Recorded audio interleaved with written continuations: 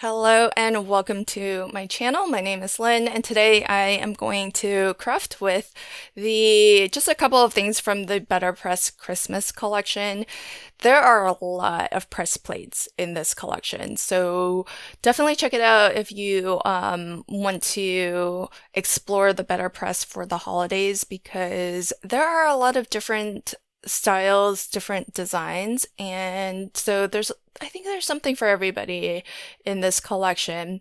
This first one that I'm crafting with is called Christmas Icons, and actually I feel like it says Christmas Icons, but I feel like there are some images in here or some designs in here that would be great for other occasions as well because there's one design, there's four little designs. One of them is just sort of like a starburst kind of pattern. And I feel like that's very general purpose to any kind of celebration. So I don't really feel like that's specific to Christmas. That could be New Year's, that could be 4th of July, that could be an anniversary. It could really be anything. And similarly, there is another design that is I think it's martini glasses. Kind of clinking and some little stars and whatnot. And again, I feel like that's just a very celebratory design. It doesn't really say Christmas to me. That I feel like that actually could be more New Year's. It could be again like a congratulations card. It could be really anything, any happy retirement even, because it could be any celebratory occasion, I feel like. And the two that do feel very Christmassy there's one that's kind of got a car with some presents on top. And then there's this one that I'm crafting with, which is a Christmas tree that's in sort of a snow globe.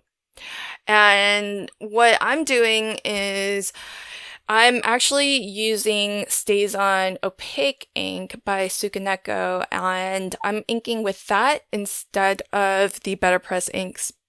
The reason for that is because the BetterPress inks are a oil-based dye ink, and dye inks are translucent, whereas the Stays On ink is a pigment ink that is solvent-based, and the fact that it's a pigment ink means that it's going to actually sit on top of the paper, which would allow me to actually press onto colored cardstock like I've done here. So definitely, try your different inks out. I have a couple of videos where I explored, in total, I think over 30 different inks from maybe a dozen, maybe not quite a dozen different brands. And so it's well worth it to just try pressing with whatever inks you have on hand just to see what works and what doesn't work. And I found that in general, not across the board, but in general, Sukaneko inks did very well, both their dye inks and their pigment-based inks. So I reach for them when I want to do something a little bit different than what the BetterPress inks will allow. And Spellbinders is always releasing new colors of inks, so always well worth it to see what new has come out. But for stamping onto colored cardstock or these colored tags that I have here, you kind of want to look for something like a pigment-based ink. So for this set of tags, my red set, I'm actually using Delicata ink, which is another Sukaneko ink that is a shimmery ink. And again, it's a pigment-based ink. And so it's going to sit on top of your cardstock, and in that way it will be visible on a colored cardstock. And so what I did find was that, and you might just need to experiment. The first stamping, maybe I just didn't wasn't quite as generous or liberal with my inking. And so I found that the second time, especially with that white stays on, it was a lot more solid on the second impression. So you might want to, if you are experimenting, just kind of ink up one as a test and maybe not use it on like your final paper, for example, just to have it kind of almost like you're priming the press plate, and then do your second press on your final project. It really all just depends on like I think how liberally you ink up the plate, because for the second design, I'm using a Chic Merry Christmas. That's the name of the plate, and I just inked it very generously, and I didn't have a problem between first and second impressions. So I think part of it is just getting that feel for how much to ink it up.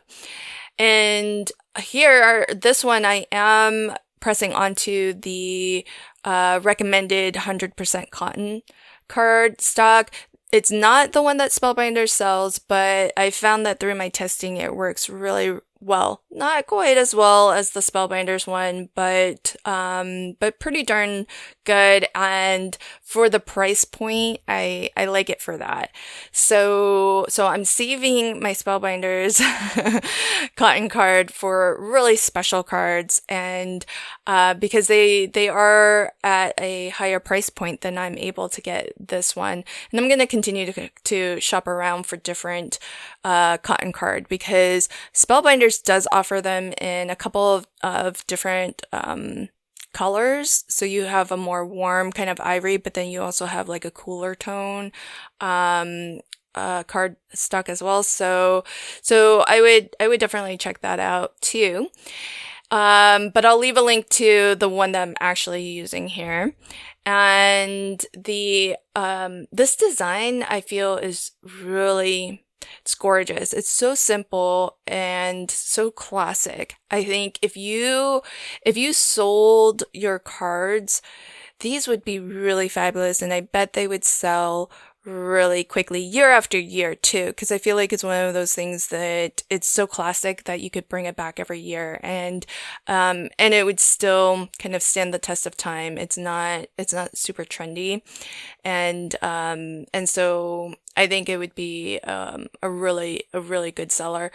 And it's so simple, just in terms of BetterPress designs in general make it so fast for you to create cards with, because you have that really lovely, crisp stamped image, but not only that, you have that debossed effect of the image getting pressed into the paper. And of course that cotton card, like, it just has a very tactile feel to it that's really, really lovely. So by combining it with the Delicata ink, and this is a design where you can really appreciate the Delicata ink, because there's like the line weight of the font is thick enough so that you can really appreciate that shimmer of the Delicata ink. And to really just heighten that even more, I trimmed down my panel so that I could actually create a gold border all the way around the panel.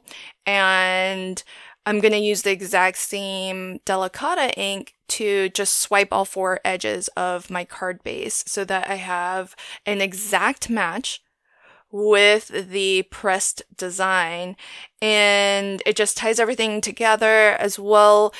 Especially if you were to sell your cards, this would be a cheaper alternative than trying to find a specialty gold pearlescent or gold mirror card that would match. So not only do you get a perfect match, but it's really inexpensive to just swipe with ink rather than actually using another panel of specialty cardstock. So really, really fabulous. I feel like for selling cards, this is a great option. You could sell these in sets of 5 or 10, and it wouldn't even take you that long to make.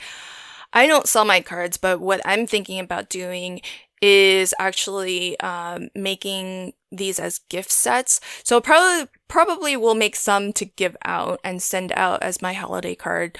But as well, I think for some of my family members, I do like to give little gift sets of holiday cards, and then I like to give a gift set of like year-round occasion cards.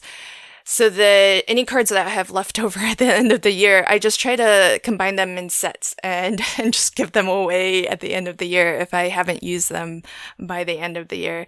So I think these in particular will be really, really fabulous because they're just so, I just really love the design of it. It just looks so, it's modern, but it's, also very classic and simple, very clean lines. So really, really love it. I might do them in different colors too because I have Delicata inks in a really nice Christmas red that I think would be really lovely as well. So I'll probably kind of mix and match different colors and create like a little variety pack of cards.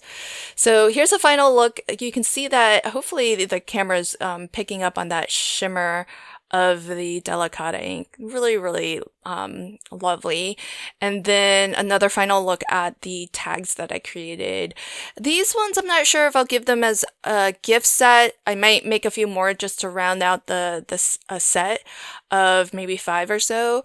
But I was also thinking I might actually incorporate these into some of my card making too. So I'm gonna keep them on hand in case I want to use them on some cards. But if I don't end up using them on cards, I'll probably bundle them up and give them away as gift sets as well. So really, really fun, lovely designs that are really easy to create too. So I'm really loving the BetterPress. And so I'll leave links to everything in the description box below if you want to check out any of what I crafted with today, as well as the larger BetterPress Christmas collection. Thanks so much for joining me on this one. Until next time, happy crafting and have a fabulous day. Bye.